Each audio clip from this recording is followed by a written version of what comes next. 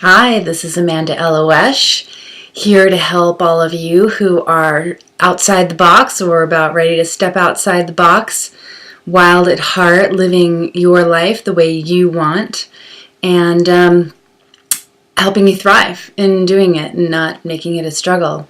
Today, what I want to share with you is what's the big deal with divine purpose? I don't know, I live here in Northern California.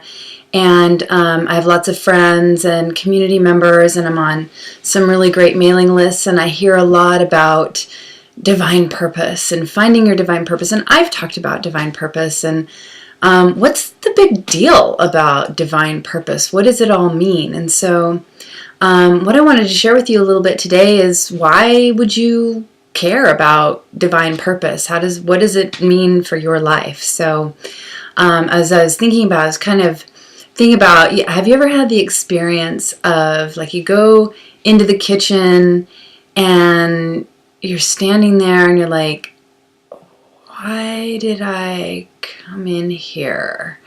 And then you end up kind of puttering around in the refrigerator, maybe making a snack, and you get distracted and do a dozen other things, and then all of a sudden, like, oh yeah, that's why I came in here. It was important. Why did I forget that? Well, or if you're like me, I'll get on my computer to do something that's really important, write something, send an important message to somebody, and before I know it, all of a sudden I've spent like an hour looking at my friend's baby pictures on Facebook, and he's really, really cute, but I've missed the whole point that I was going to make in the first place. I didn't do the thing that I knew I needed to do. And my time is precious, and so it's crazy, to think about wasting our time. And if you think about the big scheme of things, none of us really has a lot of time in the day or in our lives. Every minute is precious. And so divine purpose is like never forgetting why you went to the kitchen, except it's for your whole life. There have been a lot of interviews with people who've come to the end of their lives and asked them for their insight, because that's a powerful time of really coming clear with priorities and wisdom. Hindsight is 20/20, and it's, once you're there, it's too late to make changes in your life. And so listening to those who are at the end of their lives is potent, and it's really valuable information. None of them said that they wish they'd spent more time on Facebook, and none of them have said that they wish they made more money. They all said they wish that they had been more happy, spent time with the people that they loved, doing what they love, and being of service, of greater service. And so our divine purpose, it's like, now the way I view it is, it's this reason that we're here. It's the reason that we agreed to come into this body, in this world, in this lifetime.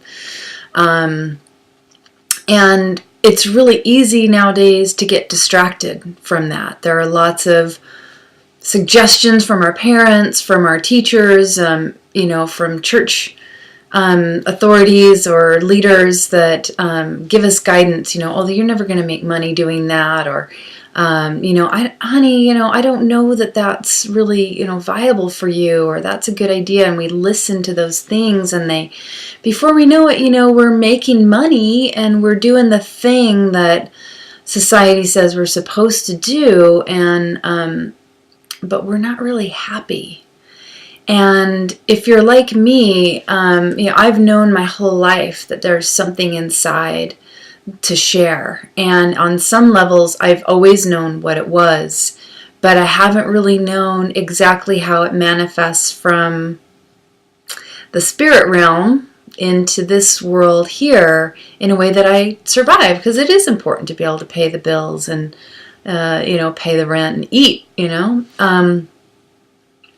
So the divine, discovering what our divine purpose, basically it's like the blueprint for being happy, and it's not about quit being a rock star and become a monk. It's not about doing even the woo-woo stuff that I do, I love what I do. I am a very spiritual person, and prayer is a huge part of my life, and I'm so grateful for every element of my life. And there's some rock star in there. There's some playfulness. There's some silliness that, people might think doesn't fit in with the spiritual vibe. But, finding your divine purpose, it could be, opening up the best food truck ever that's serving healthy food. People love to come there. It creates a great vibe. People are eating well. They're having a good time. They're feeling good about their lives, and they're being inspired to live their divine purpose. It could be to quit your job as a doctor and become a rock star. Really, we don't know why we're here until we start listening. And we can make lots of great decisions that our parents approve of or society approves of or makes a lot of money. But my belief is if we're not really doing what our heart tells us we're here to do, then we're not really being of the greatest service. Even if from the outside it might seem like, I'm helping more people doing this. If you're not really happy doing what you are doing, you're not really being the highest of the highest good in the world. You're not serving in the best ways possible. Imagine a world where everybody that makes your food loves what they're doing, and the people who build your homes or build your cars or service your cars or everything that we experience in our life, if every person that offered a service or a product to us loved what they did and brought their whole heart into it, all their creativity, that's like a whole other long, video to go into the explorations of how much better life would be for all of us. I think ultimately it would be the end of war and contention, really, in many ways. So that's what the big deal is to me about knowing what our divine purpose is. So, it's not about becoming a spiritual person. It's not about becoming a monk or a priest or a priestess. It's not about that. It's about really letting out why you're here.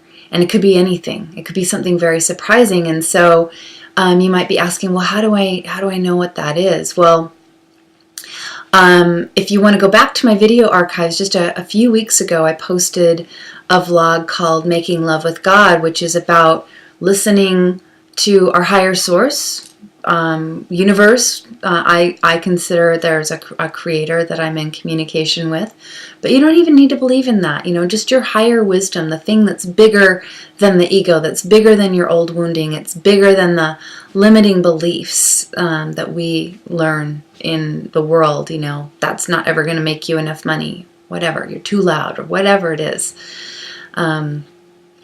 So it's the video Making Love with God. It's about listening to our higher wisdom and letting that information in, and there's a little some steps on how to do that.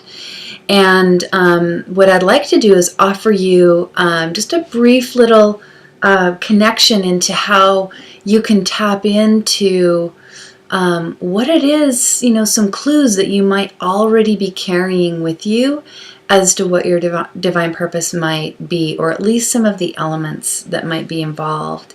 And so in addition to the process that I shared in Making Love with God, calling in your divine purpose, one of the things is to really go back to your childhood. What was it that you loved to pretend to do or be in the world?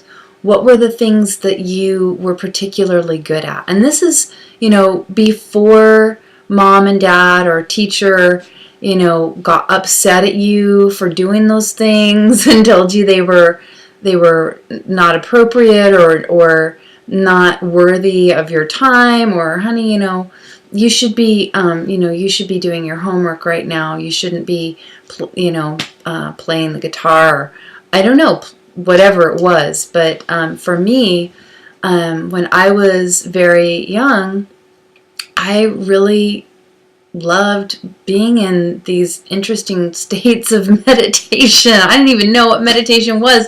Nobody practiced it in my house. We prayed a lot, which I'm grateful for, and that fed what I do now. But I went into these powerful states of really listening to God directly. And I also had these visions of me totally changing other people's lives and making their lives more meaningful, more joyful, more everything, just up-leveling in every single way, body, mind, and spirit, through my voice.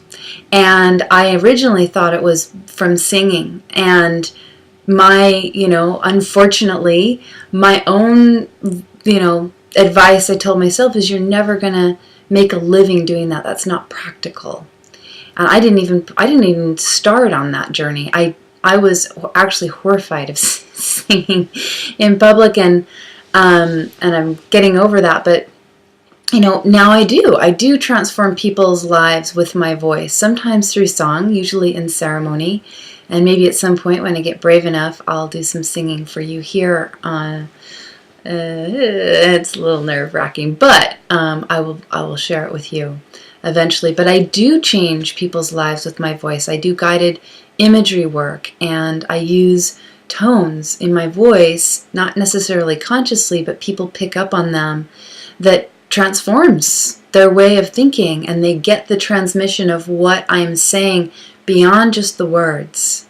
So it's, it's happening. It's really happening, and I love my life. And, having a divine purpose versus not having a divine purpose is the difference between waking up every day excited about what you're going to do, even if it's changing diapers or mowing the lawn or something that somebody else might find total drudgery. If it's feeding your purpose in the world, and your heart and your mind are aware of that, and it's going to be joyful. You're going to wake up every day excited about what you get to do in the world, and you're going to get so much magic and love and positive response and health and vitality as a result of doing that. So that's what the big deal is about divine purpose. So I hope that you realize that you don't need to be a particularly spiritual person to invite this experience into your life. If you're interested and these things are helpful, but you'd like to actually really commit to living your divine purpose and having a totally joyful life, doing what your soul is here to do, your mind and body and spirit are all here to do in the world, and you're feeling like you're not totally on that path yet, please get in touch with me. I'm going to put my website address. It's amandaeloesh.com. Please visit, send me, there are contact forms on there. I teach the Living Wisdom School, which is focused for women. It's divine feminine archetypes. And the journey of that experience is to help us birth our divine purpose into the world. And so you do it in a beautiful sacred container. It's a lot of fun as well with other amazing women. And if you can't make it to the live monthly gatherings that I offer, then I do a teleclass called The Journeys of Wise with a dear friend, Karani Marie Lamonaco. She's also my housemate and fellow temple keeper here at the Center for Living Wisdom where we live. And so there are lots of ways that I would love to help you. Also, I do one-on-one work, which is powerful as well. Really, really powerful if you're a little shy about your shadow coming up, or, the places where you feel like you need to grow. So check out my website, check out the Living Wisdom School page. Nothing makes me happier than helping those who are outside the box, living outside the box, living life differently than they were told to live, or wanting to do that. I'm happy. It's so exciting for me to help people do that, and go against the grain a little, and follow your heart. It doesn't always swim in the same direction that everybody else is swimming. So blessings to your journey. Thanks for joining me.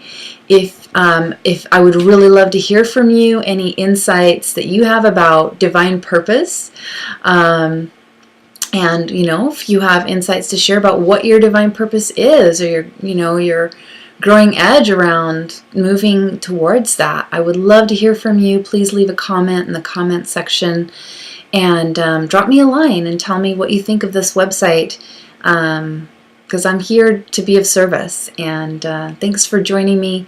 Tell your friends, share it if you really, really love it, and I'll see you next week.